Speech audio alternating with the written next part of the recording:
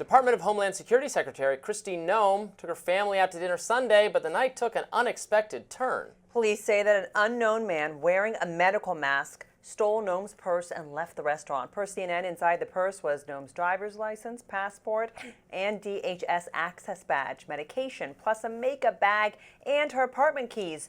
But this might be what might surprise everyone listening to this. $3,000 in cash and blank checks. Where was she going, Robby? DHS spokesperson said her entire family was in town, including her children and grandchildren. She was using the withdrawal to treat her family to dinner, activities, and Easter gifts.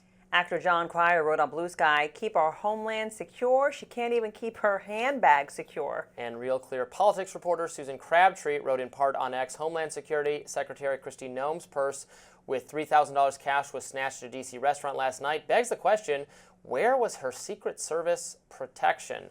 Yeah, this one's kind of a head scratcher.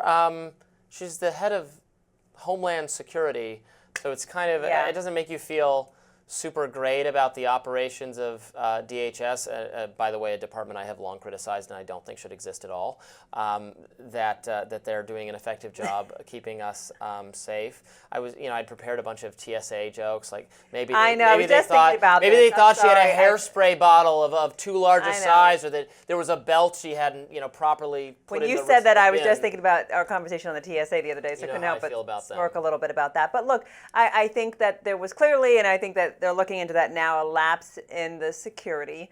I think it's kind of interesting. You have $3,000 in cash and blank checks. Like, where were you going for Easter? I'm sorry, I was out for Easter. I didn't have $3K. You know what I'm saying? The blank in cash. checks are not. I don't. Just a little interesting. I don't really write. I just wondering checks. where she was don't going. Write checks anymore, but like I think my mom did always carry like blank checks in her purse. So that's not what. 1985. Yeah, right, sure. Yeah, that's fair enough.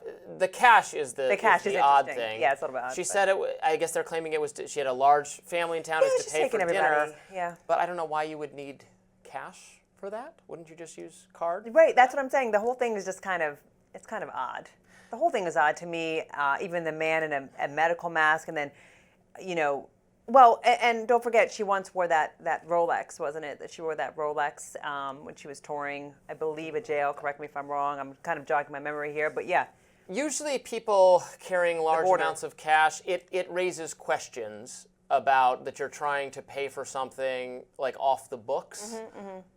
This came up with Fani Willis, who was in charge of the Georgia prosecution case against Trump, and she had a purse full of cash because she was carrying on an inappropriate relationship with a subordinate she put in charge of pursuing the case. So that was one thing that raised a question. Nathan Wade, that whole story.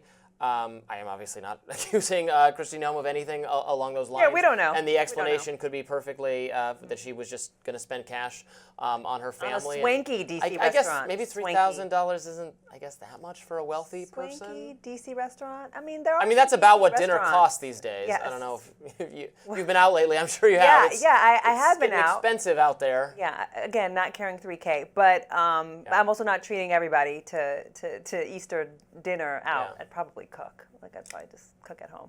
But that's another day. I think it goes back to, yes, it's odd, but then also just the irony. This is, that of, DHS, and then here her security is not even on it. I mean, how do you get that close to her and steal her purse?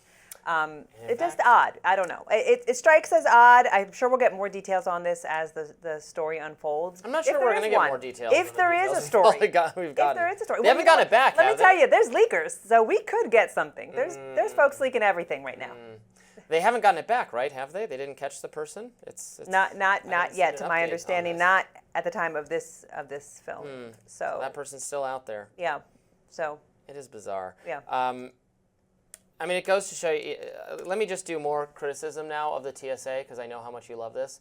As I say, they fail to catch a large number of contraband items anyway. So this is a good reminder of the inefficiencies of.